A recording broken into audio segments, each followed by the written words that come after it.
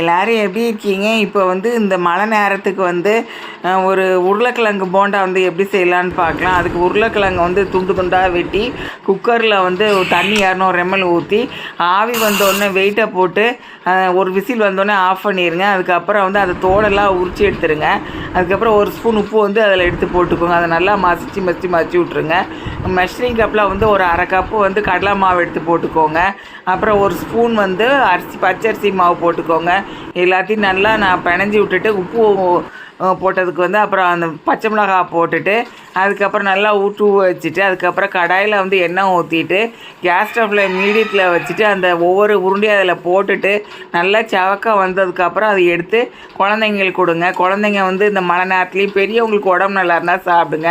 இது விருதுநகர் ஆட்சி சமையல் தமிழ். இது சப்ஸ்கிரைப் பண்ணுங்கள், லைக்ஸ் கொடுங்க, ஷேர் கொடுங்க, அந்த பெல் பட்டனை வந்து அமுக்கிடுங்க. இதை வந்து பார்த்துட்டு உங்கள் கமெண்ட்ஸை வந்து